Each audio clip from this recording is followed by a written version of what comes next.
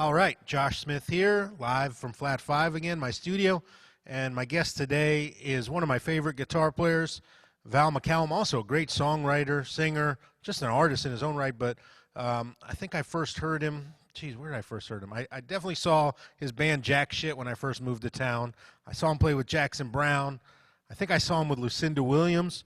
He plays with many of my favorite artists, and I was always wondering who this really tall guy was on stage with all these people I really like. And he was playing his ass off, and man, made such a big impression when I moved to town. And dude, it's just a pleasure to have you on. I love your playing, and thank you for doing this. Oh, my pleasure, Josh. Thank you so much, man. I really appreciate that. Yeah, man. So I'm curious, with everybody for a little bit of their journey, how they get started. I know you come from a really creative family, of musicians and actors and just creative types. But who put the guitar in your hand the very first time? Um, my stepfather, Charles, bought me and my brothers all guitars for Christmas. I have three brothers. And so under the Christmas tree one year was a bunch of guitar cases. And that's kind of, I was 7 years old. I think Wow. maybe my older brother might have had a guitar before that, but he started it. And me and my brother Paul were the two that, still play guitar, after all this That's time. so 7 years old. He just had an inkling to do it. Did he play guitar? I don't really know. Did he No, play guitar? no, not at all. He wasn't musical at all, but he just loved music and appreciated anybody that could play music. So, he loved the idea that we might become musicians, So he was really like freaked out by anybody that could pick up a mandolin in an antique shop and like play a tune on it, or it just kind of blew his mind. That's awesome because like my parents don't play an instrument, and something made my dad buy me a guitar when I was 3 years old, just for no reason. And where would I be today without that happening? But again, there's no musicians in my family other than my mother's brother who was out here in L.A. There was nobody in my house or anything, and yeah, it was Wow. just so random. Yeah. Could they sing or hold a tune? No, no, they just my dad always jokes the only thing he can play is the stereo, but but Yeah. yeah. No, they So just that's love how music. Yeah. my dad couldn't sing. He couldn't hold a tune, at all. It was like amazing to hear him try to sing, but he was always singing anyway. Yeah. Wow. Yeah, in my house we watch sports, but we turn the volume off and we listen to records 24 hours a day. So we were watching Yankees baseball or something every day and had, a record on. And luckily my parents did like a diverse cross section of music. So it would be one day it would be Allman Brothers, next day would be Thelonious Monk, and the next day would be Otis Redding. So I was lucky in that way. Wow, that's very hip. Yeah. Yeah. All When right. I say my dad, I'm talking about my stepdad, and he was, yeah, my real father's still alive, but my Yeah. stepdad, who I was raised by, he was all about Sinatra and like Slim Whitman. Oh, really? Yeah, That's that's really where the cool. country came from. That's really cool, though. I mean, that's so interesting that he loved music that much that he just felt like this was a cool thing to do to bring home guitars for his sons, his stepsons. That's really cool. Yeah, and totally support us the whole way if we were into it. Yeah. So okay, so then what was next? Did you and your brothers kind of learn together? Did you take lessons, or how did you progress? Yeah, with those guitars came a guitar teacher who drove a Volkswagen bus, and he looked like one of Three Dog Night. Had like Oh my had a God. sun painted on the front of his VW bus, and he came in the house and gave us all guitar lessons. He taught us like Three Dog Night songs. Yeah. Wow. So this is you're 7 years old, you're saying, and you had this guy driving over once a week or something to give you guys guitar lessons. Yep. That's awesome. Yep. And then we went from there to Westwood Music. I grew up Okay. kind of in Westwood and Bel Air, and we would go to Westwood Musical Instruments, Fred Wallachy's shop, and Mhm. me and my mother and brother Paul, who were the two that we continued with guitar. We would all take guitar lessons from a guy named Bud DeShiel back to back, like half-hour lessons on Wow. a Saturday. Yeah. Wow. And when did you feel like, did you love it right away, or was there a moment when you felt like, it started to click and the real like deep love started to happen? For me, it happened immediately. Um, my mom listened to really cool music, so we were listening to Beatles and stuff. Not as cool as your parents. No Thelonious Monk, man. um, but yeah, so as soon as I like learned, why don't we do it in the road, which was just why don't we do it in the road? That's like I was gone. Yeah. I mean, that's all it takes, something to just like set the hook and you're reeled Yeah. in forever. Like it Well, just never changes. then like the concept of playing lead guitar, that was like learning Johnny Be Good, the opening riff to that. And like when my brother taught me that, I was like, shit, I So can your do brother this. learned it before you then? Yeah, he's 5 years older. So he would learn he would learn everything. Like he was like deep into it. He went to Berkeley, like he's got actual reading chops and, Right. But I'd come home from school and I would just get on his couch and like, okay, show me this, Stairway to Heaven, here we go. Wow, Hope it man. doesn't fall away. Wow. Okay, so you were hooked right away, and you're putting in the time, because it didn't feel like time. I know that feeling. Like it just feels like you're meant to be doing it. It doesn't feel like homework or anything. So when does the shift happen where you start to think you need to like maybe play with friends or your first band or start to get into situations with other musicians? Well, my brother had started a band with a producer named Bones Howe, who did The Fifth Dimension, and he had a Okay. studio on Tiger Tail Road in Brentwood, and we would drive over to his house. And my brother got me to play bass in the band when I was 7 years old or 8 years old. Unreal. So yeah, I was like in this garage band with Bones Howe's son, Jeff, on drums, and my brother Paul.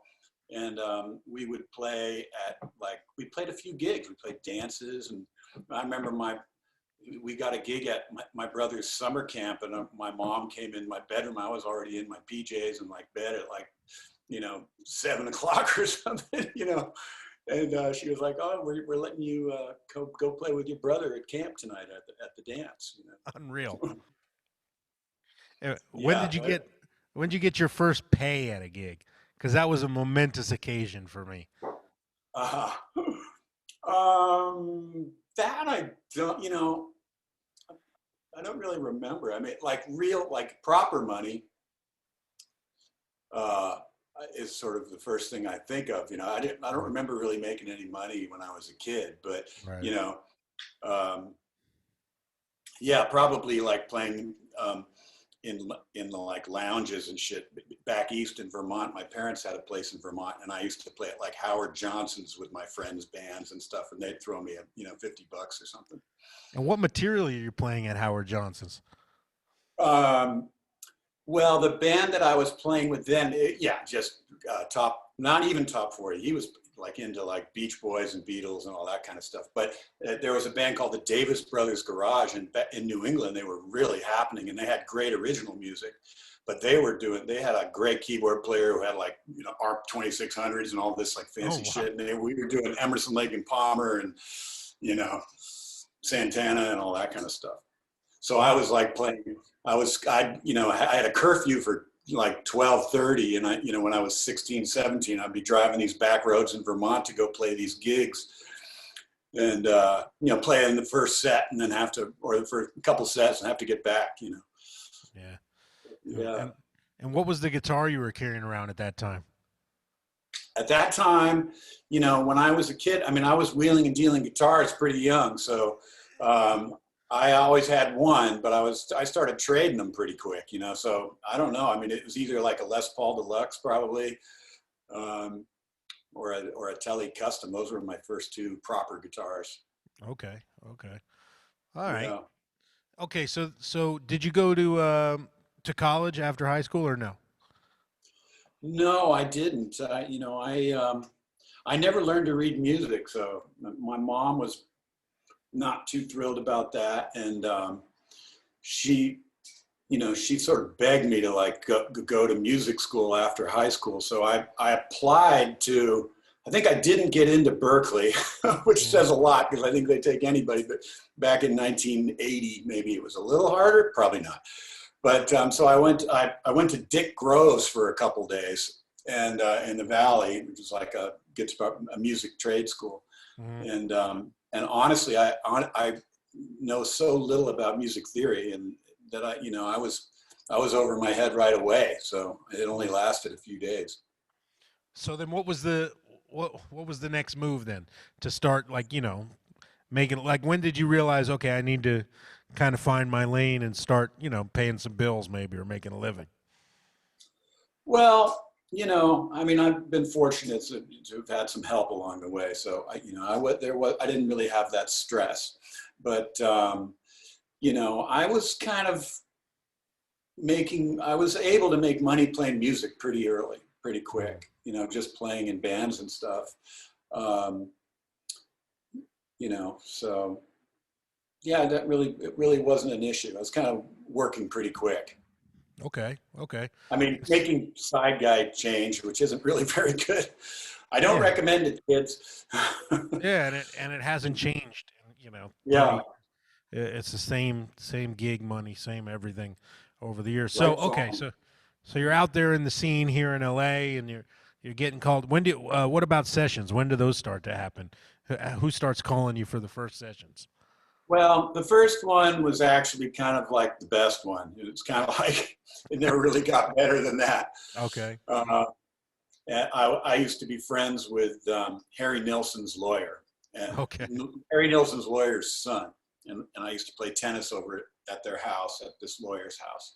And Harry used to come over, and this guy's wife so used to say, tell Harry, oh, you got to listen to Val play, And he was like, he'd look at me in my tennis shorts and be like, don't make me do that to the kid. I remember him saying that, don't make me do that to him, So I ran and grabbed my guitar one day and like sat down and started boinking on my Strat on the couch. And like he actually heard something and he was like, well, what are you doing next week? So he called me to play with him in the studio on this Yoko Ono album that he was working on. And I was like 18 or something, 18 or 19. So that was like my first like real session, and Jim Keltner was on drums, and it was full on. What a scene to walk into for your first session. Holy cow.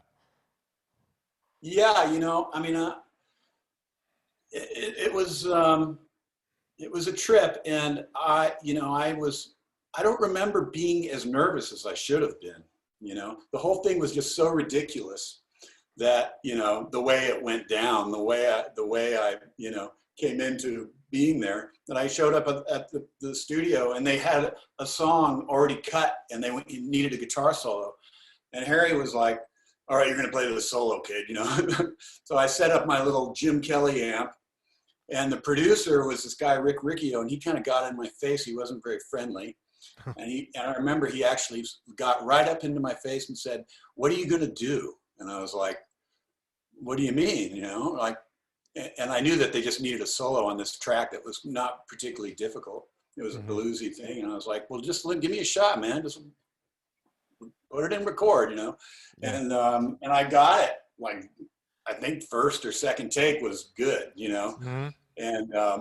And then that producer came back out to me and he was like, you're beautiful. It was a real Hollywood moment. Well, I mean, it sounds like you were just young enough and not unexperienced, but not in that scene enough that it wouldn't have phased you no matter what, right? Did you know who Jim Keltner was, even, or No, was, no? Okay, yeah. So, because if you knew, if you were, 5 years later, you would have freaked out if it was your first session and there was Jim Keltner and whoever, I'm Yeah. truly ashamed to say that I don't think I really was aware of who Jim was. Except for my buddy was like, oh yeah, like John Lennon and this and that, Jim Keltner on drums. And I was like, yeah, whatever. Because I didn't follow, like, I followed guitar players, Yeah. at that point. Yeah. Yeah, man. Wow. So okay. And, yeah. So I mean, that's, kind of your path. So when did you decide to start doing your own music? Because man, I really love your solo album and your Oh, thank you. tunes. And when did you kind of start writing and kind of going that way? Well, it's been a tricky thing for me because I'm not, I'm a kind of a crappy lyric writer. So I rely on writing with people, you know. So all my CDs are co-written with people. So until I found the right kind of people that I could do that with, I recorded a lot of music that I wasn't very proud of and I wouldn't release. Like for years I was trying, and just like I'd make a whole record and my friends would be like, "You're fucking nuts, put this thing out." And I was like, "Yeah, but I hate it. It's not very good, you know?" Mhm. So, you know, it took me a long time to get to the place where I really liked it myself. And that was about writing with really good people, you know? Interesting. Yeah. Yeah. Yeah. So, you know, that once I got into that, and now it's, you know, it's really what seems like what I should be doing, you know? It brings me more satisfaction than anything Right. else at this point. Yeah, and then it's always finding the balance between doing once you kind of find that thing, you're the voice you've been trying to cultivate and it comes out, then like, balancing wanting to spend all your time on that and then also work and, make a living and do all that other stuff too. Yeah. Yeah, yeah, you know, and because I love playing with Jackson and doing Yeah. jack shit and doing all that. I mean, I can't imagine not doing those things. Right. But it's interesting in this pandemic. It's sort of, you know, you can't go and play with your friends now. So I'm like stuck with myself, trying to like, all right, um, to sort of imagine, not that, you know, life isn't going to turn back around, hopefully, Hopefully. but it's kind of got me really focusing on my own stuff. I've got a new record actually that I've just about finished that I started right when the pandemic started. Oh wow. And I'm really pretty excited about it. Well, that's good. At least for you, you were able to continue writing and be creative. Because I found that's the part that has gone. The writing, I just have no kind of passion for writing at the moment. I'm playing every day. I'm shedding. I'm practicing. I've been producing a lot of records, mixing stuff, doing sessions, but writing my own stuff is just, man, no inspiration. Yeah. Yeah, I think Well, everybody's handling it differently. The pandemic, it's like, yeah. yeah, yeah. Well, for me, like I said, I collaborate, and I've just found myself in a really nice trio of me and these two other guys, and we've just been banging stuff out. So as soon as I get a whiff of that, something that's really hitting, then I hit it pretty hard, and that's what I've been doing, you know. Yeah, yeah. All right. So tell me a little bit about Jack Shit. And for the viewers who don't know Jack Shit, please go buy these records because they're great. It's a great band filled with great musicians. Davey Farragher. I know you played with Davey before, right? Had you ever played with Pete before that band? Um, yeah, Jack Shit came from us doing the music for the TV show Ally McBeal. Oh, And right. Vonda Vonda Shepard, right? Shepard, Yeah, yeah. yeah, Vonda did the music. And she was friends at the time with Mitchell Froom. And we all knew Mitchell, producer Mitchell Froom, who did Sheryl Crow and Crowded House. Um, and he is the one who brought Pete from England. And because of Ally McBeal, actually, I think Pete flew here to do the show, to be the drummer for the music for the show, and Really? I that's how didn't it see. came I about. didn't know that. That's amazing. Yeah, it was really great. I mean, I mean, that was a great gig. Vonda was like, had kind of struggled in the music biz, as talented as she is, doing her singer-songwriter stuff, and then she landed that job. And I actually toured with her for years before she got the gig.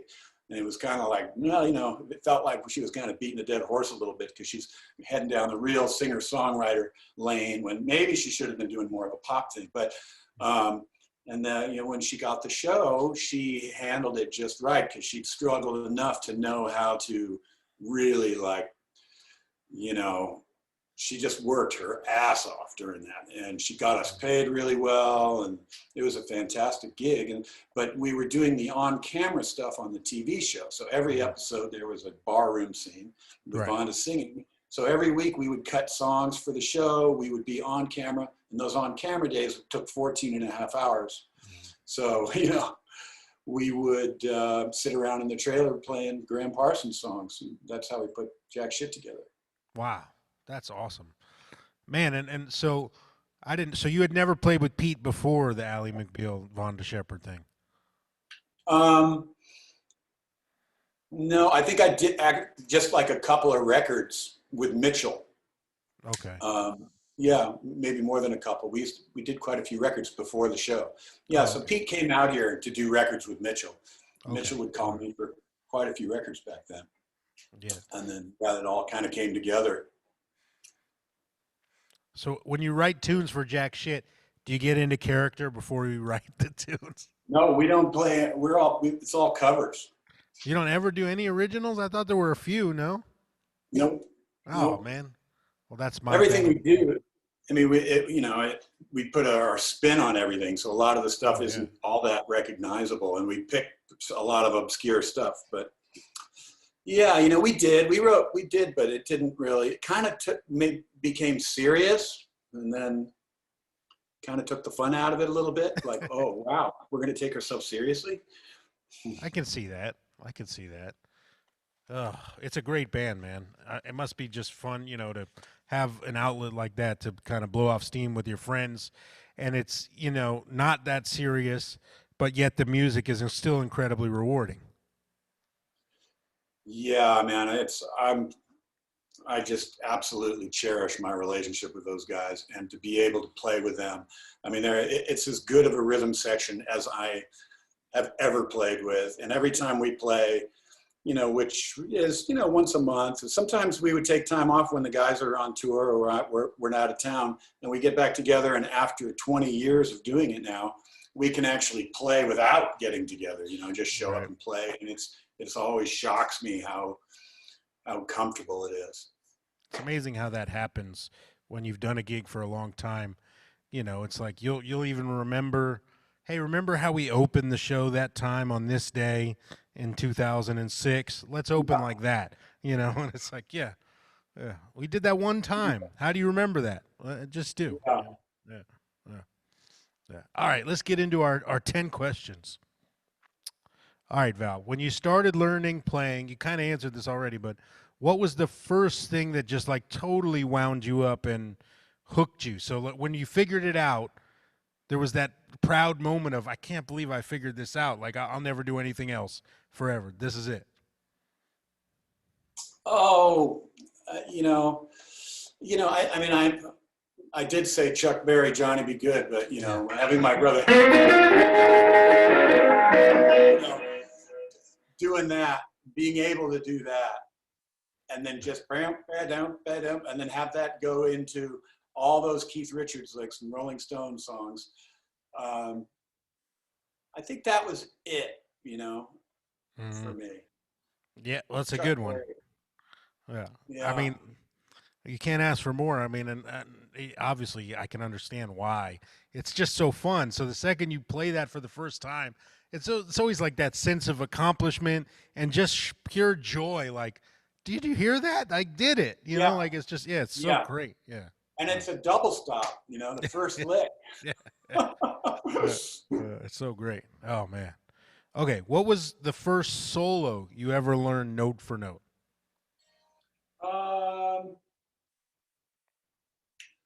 Well, I think it might have been, I used to learn solos with my brother's record player, with the needle, moving it back. And I remember vividly learning the solo to Love in Vain, Mick Taylor's solo on Love in Vain on the Stones' Get Your Ya-Ya's Out album.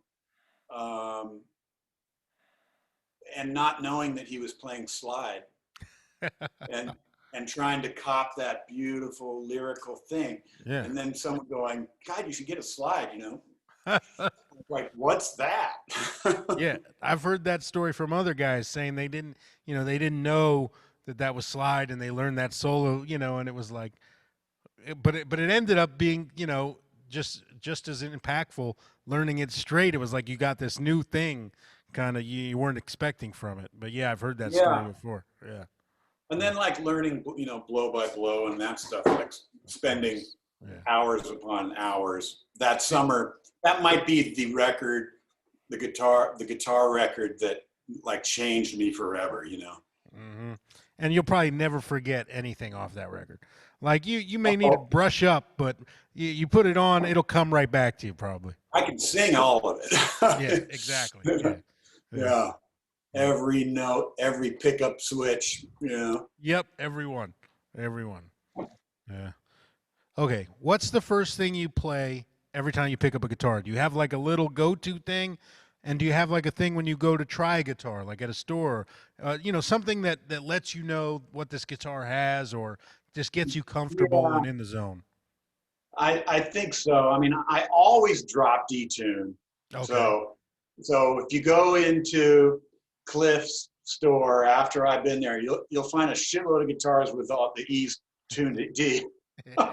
But you know, lately I've been playing like I always play like this certain Jackson song, "Call It Alone." Oh. It's just this beautiful. Well, it's a Lindley written co-write. The only song he wrote with David Lindley, actually. Okay. All right. But it's a beautiful guitar riff. Either that or like some Landau shit or something, you know. Yeah. Yeah, it's funny what everybody, you know, I had a thing I used to play for years. Anytime I'd be at a gig and I'd hit standby on my amp, I'd play this thing in E, the same thing, and it got to be so much that like I'd be on the road with different artists, and they'd know it by heart, and they'd play it back to me, or the bass player would play it to me.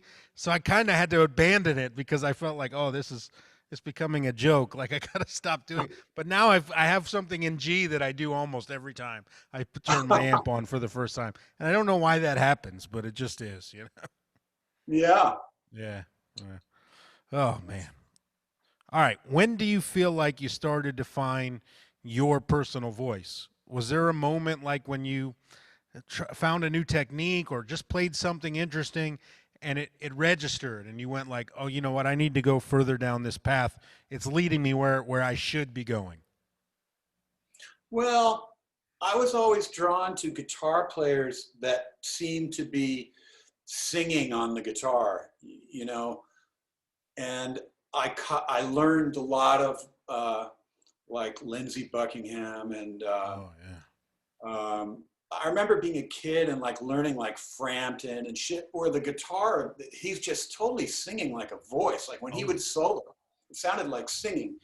So I think that the, being into those kind of guys really, you know, helped me play like that. You know, because I think that is sort of how I play. I'm really trying to sing through Yeah. the guitar. Yeah, you're And trying to tell a story. I really hear it in your playing. You know, so you always have a clear kind of narrative. You know that doesn't say. I mean, not that you can't play a lot, but it never says anything kind of superfluous. You get to the point, and you say what you're oh, well, meaning to thank you. say. Yeah. Yeah, I mean, that's sort of the whole deal for me. Like, I'm just super, like, as soon as I hear someone not doing that, I'm kind of like, I just, it's a little distracting. But at times I also hear myself back sometimes and I'm like, damn, you're like trying a little too hard to be tasty. Like you could have brought a little more to that, you know? Um, but Right. it's just is the way I play. And when I found my voice on the instrument, pretty young, I think, you know, because I was, you know, like just playing that Mick Taylor stuff. If you can copy the solo on Love in Vain, you have to be singing with your instrument to get that, you know. Yeah. Yeah. And Absolutely. but I have heard people say like, oh, stop like buying Michael Landau's gear or Tom Bukovac stuff and find your own voice. And I call bullshit on that because I mean I do that shit all the time, man. I've been buying a pedal because Bukovac uses it or this or that, and it's helped me find my voice.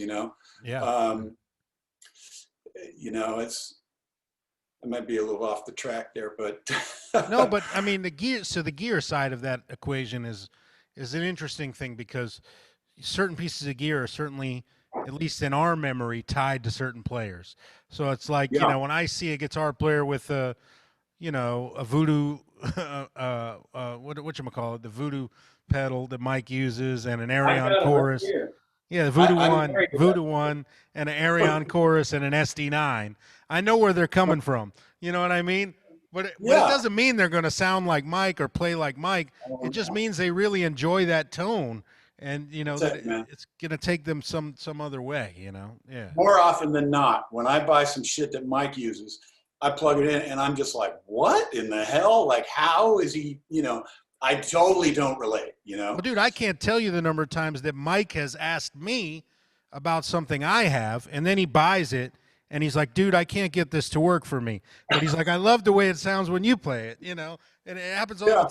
Yeah. And I'm like, "Dude, well, it's that's the same." I try. You know how many SD9s I've bought in the last 20 years and sold? what is that the sonic distortion? Yeah, Sonic Yeah, no, Distortion. I don't understand that thing at all. Yep, I could never get it. But yet Mike and But Scott Henderson and all those cats used that pedal for years, and it was such an important sound. I thought I must be fucking it up. I must not understand this pedal. Yeah, yeah. no, Uh, man, I've gone down that road many times, yeah, buying other people's shit and then selling it. Although Bukavac's hit me to some great stuff. yeah. You hit to him. He's Oh one of yeah, my absolutely. favorites. Yeah, he's great, man. What a But great player. like the Boss EQ pedal. Yeah, yeah, I love that thing. yeah. All right. It, what or if do you have a key or a style or a groove that ever just kind of plays in your head all the time? For me, I like sometimes even when I'm in a conversation, and definitely like if I'm cooking, if I'm driving, and always before I fall asleep, for some reason I'm hearing a groove. I'm hearing a shuffle, normally with some swinging beboppy type phrasing on top, like an endless improvisation of it's normally in B flat. And I'm just wondering if you have anything that kind of plays like that, in your head. Uh, no, I mean, lately it's just what I'm working on, you know. Right. But that day will just be in my head all night. And sometimes, Yeah. like the other day, I was trying to get a guitar sound, and I fucking spent hours trying to get it, and never got it.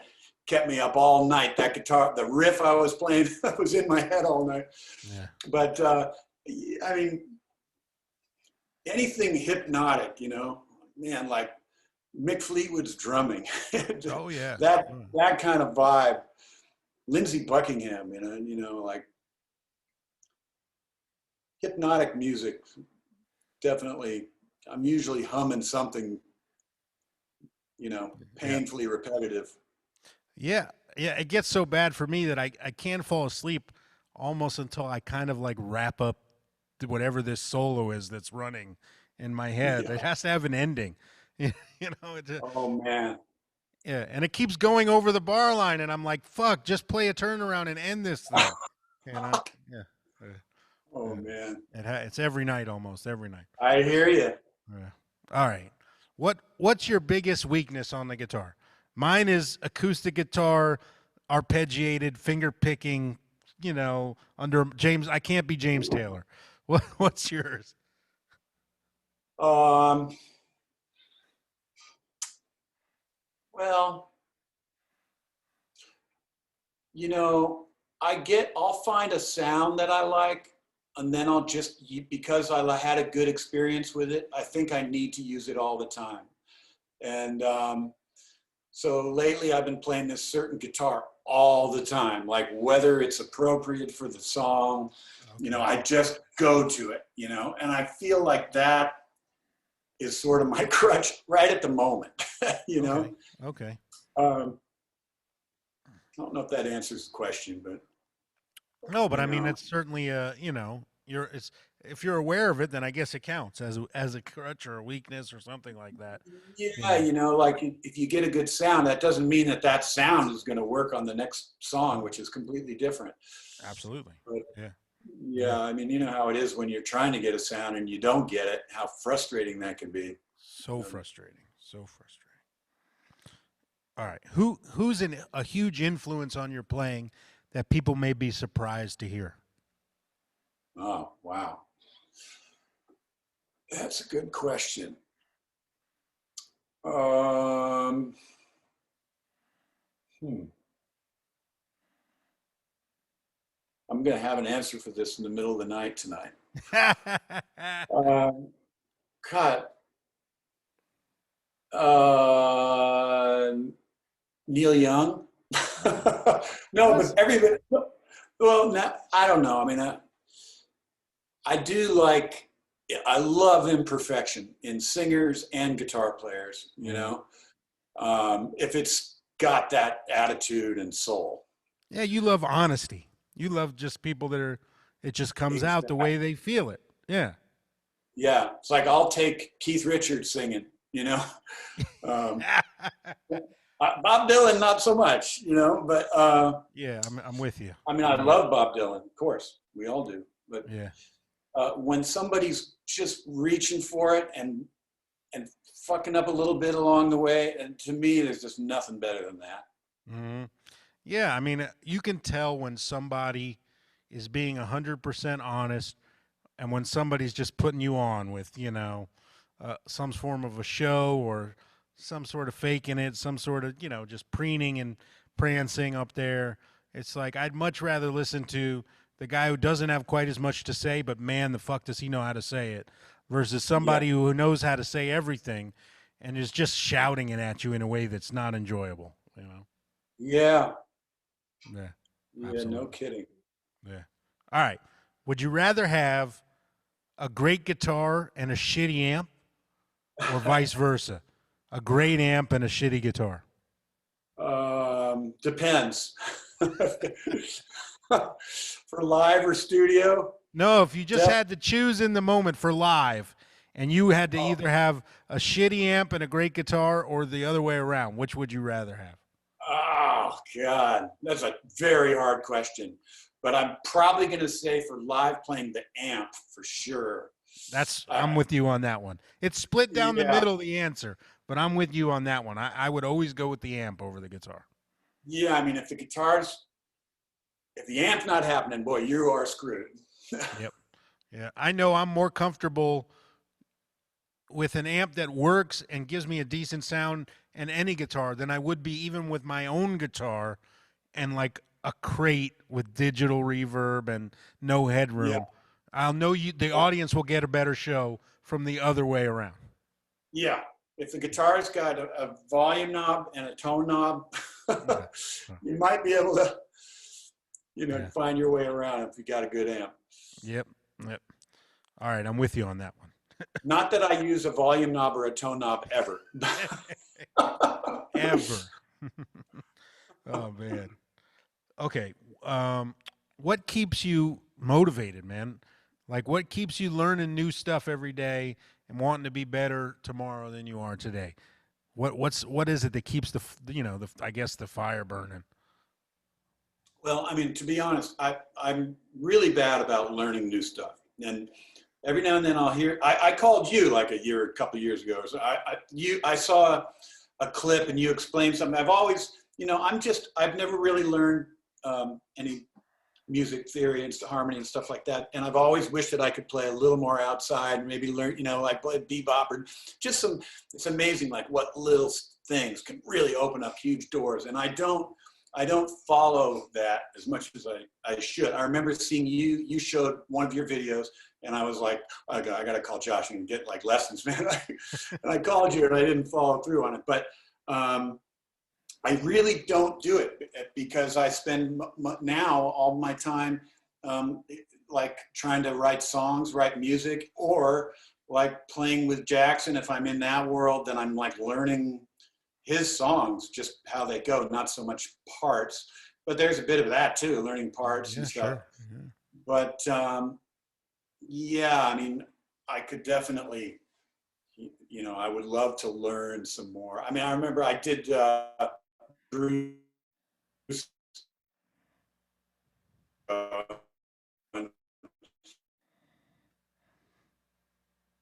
Oh no, we're too. breaking up. Like, how do you teach a guy says the connection's unstable? How do you teach a guy who doesn't know what he's doing? how to do that? Yeah. I think, and I think Scott was like, well, you imagine the fretboard just moving it, but just play some shit and then move the board under you, you know, like back and forth, like something like that I actually kind of related to, you know. Even There maybe is Bruce said that. that's I mean that's not a completely out of the way of thinking about it. I mean Bruce is something special, you know, as is Scott. They're so special, you know, Oh, Jesus. as Anyway, improvisers. They just have this breadth of vocabulary that it just endless. It just goes on and on and on and on. But yeah, yeah, I'm always looking for the little things that I can kind of hold on to. And like you said, it's amazing how much a little thing will knock a huge hole in a wall, and all of a sudden, all this stuff just comes pouring out that you know from this little thing. And I'm always looking yeah, for as many of those as I can, I guess. yeah. Well, your chops are astounding to me. So, I mean, Oh, come on, man. Come on. um, I appreciate the kind words, man. All right. Number 10. Where do you want to be in 5 years? What's the next big move for you as a writer, as a player, as an artist? What's on you know down the line as a big goal?